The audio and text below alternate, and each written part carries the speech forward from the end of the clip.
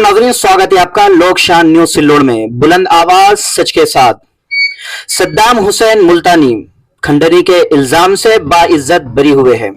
आइए जानते हैं खबर तफसील से। 18/3/2022 में बड़ौद बाजार पुलिस स्टेशन में सद्दाम हुसैन मुल्तानी पर केस दर्ज हुआ था खंडनी का, और ये भी बात सामने आ रही है कि इनके साथ में तकरीबन 3 से 4 अफरादों के नाम भी थे, लेकिन उन्हें बिल्कुल खत्म कर दिया गया था और सिर्फ लेटर जारी किया गया था सद्दाम हुसैन मुल्तानी के नाम से। और इसी केस को लेकर सिल्लोड के एडवोकेट अनीस रफीक अहमद केस को लड़ रहे थे। इनके साथ में एडवोकेट लईक भी अहमद भी साथ में थे। इस तरह से एडवोकेट इम्तियाज रफीक अहमद भी साथ में थे। मतलब इनकी एक टीम थी, ये टीम लड़ रही थी और रहबरी एडवोकेट अनीस साहब कर रहे थे, और जिसमें तकरीबन 34 महीनों के बाद में कामयाबी हासिल हुई है। अब जानना यह है कि एक बंदा जिस पर इल्जाम लगाया गया और उसके ऊपर 34 महीने के बाद वो इल्जाम गलत साबित होता है, तो पहले हम जानते हैं कि सद्दाम हुसैन मुल्तानी पर वो खंडनी का जो मामला है, इल्जाम है, वो कौन सा था और वकील साहब ने उसको किस तरह से हल किया है।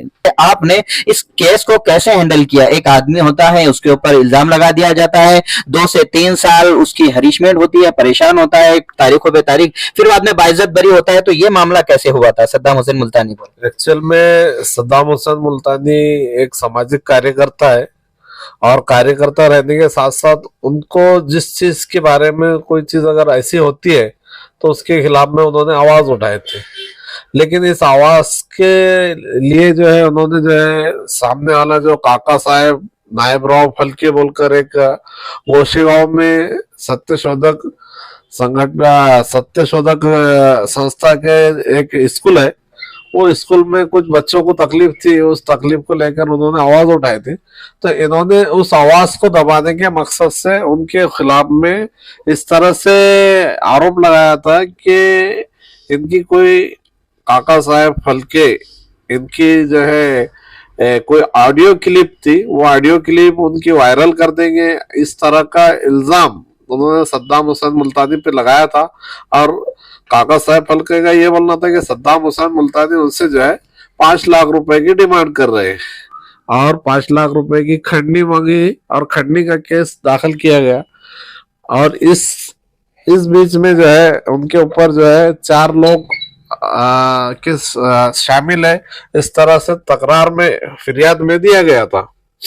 लेकिन देखा गया कि उसमें सिर्फ सद्दाम हुसैन मुल्तानी का ही नाम से जो है तो लेटर जारी किया, उन्हीं के नाम पे से मुकदमा चलाया गया। फिर वो 3 से 4 अफराद जो शामिल थे उनका नाम कैसे निकाला गया? ये देखिए, इसमें जो तपासी अमलदार थे आरती यादव, इन्होंने क्या किया कि कोई किस्म की मालूमात ना देते हुए कोर्ट के अंदर जो है एक औपचारिक तौर पे, मतलब कि सिर्फ जो है तपास होना और सामने वाले को हरेसमेंट होना, कोर्ट ने सादा और सरल अल्फाजों में ये लफ्ज वापरा है कि औपचारिक रीतियां जो है तपास किया गया है। अच्छा, जो ऑडियो के बारे में बात बताई आपने कि ऑडियो जो है उनका फालके साहब का, तो वो ऑडियो अब तक के साबित नहीं हो पाया क्या? इस तरह का कोई भी या इस तरह का कोई किस्म का जो ऑडियो और कोई किस्म का वीडियो था ही नहीं, क्योंकि तकरारदार ने जिस तरह से तकरार दिया गया, किसी के प्रेशर में या कोई राजकारण के प्रेशर के चलते जो है पुलिस स्टेशन में तकरार दाखिल की गई, और उसके अंदर ये बताया गया है कि भाई सिर्फ जो है हम तुम्हें हरेसमेंट कर सकते हैं। लेकिन वकील साहब, ये असल चीज है कि समाज सेवक जो है फिर वो समाज सेवा कैसे करे जब बेबुनियाद बातों को पुलिस स्टेशन भी उसको सही समझकर समाज सेवक को परेशान करे। तो फिर अब जो हरीशमेंट हुई इनके तकरीबन 34 महीने से ज्यादा, मतलब 18/3/2022 का ये केस है। अब सद्दाम हुसैन मुल्तानी को जो कोर्ट के कचहरी के में जो टाइम लगा, जो पैसा लगा, फिर उसका क्या? ये जो और जिन पुलिस वालों ने इनका केस दर्ज किया, फिर उनके ताल्लुक से क्या? इसमें सद्दाम हुसैन मुल्तानी को कायदेशीर जो है कार्रवाई करने का पूरी तरह से अधिकार है, और मुझे लगता है कि वो उनके हक व अधिकार के लिए पूरी तरह से, जिस तरह से कि एक झूठा इल्जाम रखकर कि ऑडियो क्लिप वायरल कर देंगे, 5 लाख रुपए तो ऐसी खंडनी सद्दाम हुसैन मुल्तानी ने मांगे। और इस बात को लेकर पुलिस वालों के पास कोई किस्म का जो है ऑडियो क्लिप नहीं थी। इवन जिस ऑडियो क्लिप की वो बात कर रहे, ऑडियो क्लिप जब तैयार होती है जब किसी के साथ में बात की जाए, और किसी के साथ में मोबाइल पे बात करना का मतलब ये है कि सामने वाले का मोबाइल नंबर और 2 लोगों के मोबाइल नंबर पे बात होगी। तो उस तरह का कोई भी तपास जो है आरती जाधव पीआई वड़ौद बाजार इन्होंने इस केस के अंदर पेश नहीं किया।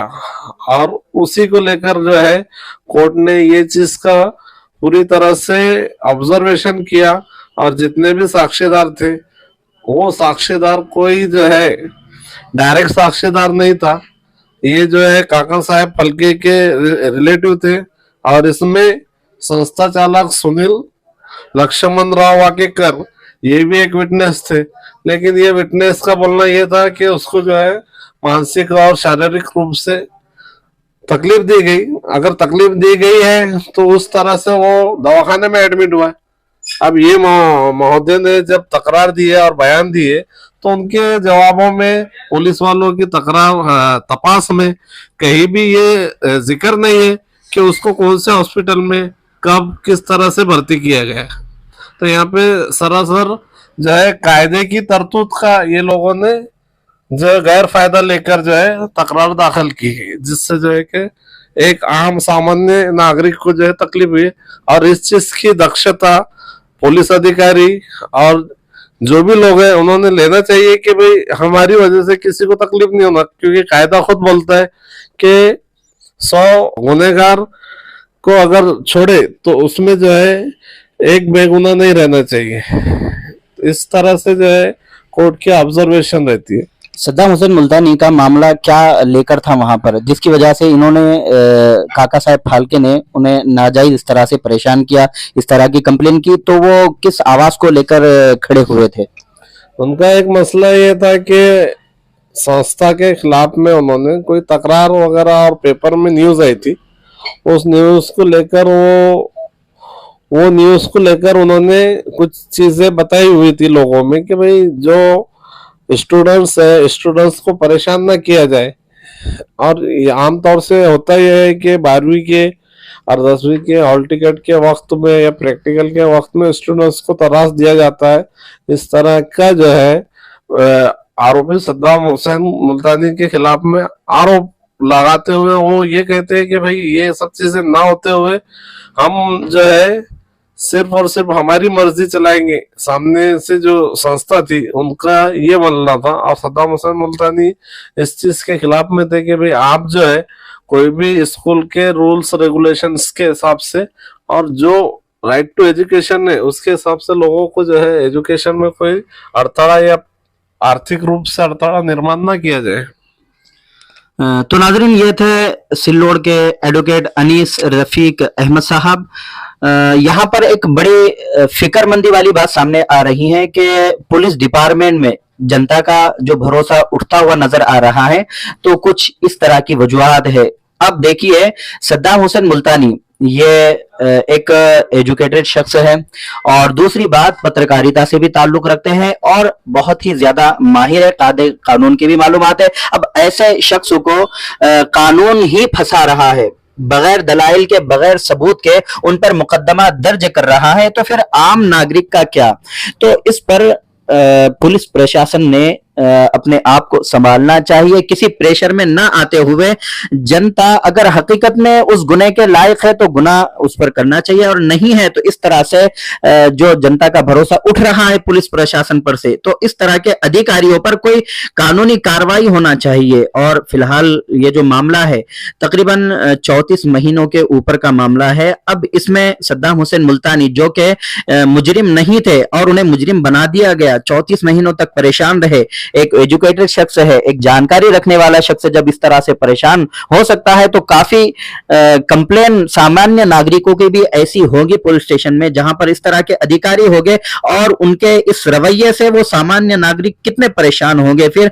और इंसान पुलिस स्टेशन से इंसाफ की उम्मीद लगाता है, अब इंसाफ सिर्फ कोर्ट से मिलता हुआ दिखाई दे रहा है, तो बड़ा अफसोस हो रहा है कि कानून की धज्जियां कानून में रहने वाले ही उड़ा रहे हैं। तो आम जनता फिर फैसला खुद अपने गलियों में, अपने मोहल्लों में ही कर रही है। इसका नतीजा सामने आ रहा है कि गलियों में ही अपना बदला लेकर वो मामला खत्म कर रहे हैं। कोई गलियों में मारझोड़ कर रहा है, कोई गलियों में मर्डर कर रहा है, कोई गलियों में गोली मारकर खत्म कर रहा है, इसलिए कि उनको ये बात समझ में आ रही है कि पुलिस स्टेशन में जाकर कोई फायदा नहीं है। इस तरह की उनकी मेंटालिटी बन रही है और इस तरह के अधिकारी मेंटालिटी बनाने पर उन्हें मजबूर कर रहे हैं। तो अधिकारियों को चाहिए, पुलिस प्रशासन से जो ताल्लुक रखते हैं उन्हें चाहिए कि इंसाफ अगर उनसे छूटेगा तो इस तरह के हालात और मामलात सामने आएंगे। जो जीता जागता सबूत सद्दाम हुसैन मुल्तानी हमारे सामने है, तो प्रशासन ने इस पर ऐसे अधिकारियों पर सख्त और कड़क कार्रवाई करना चाहिए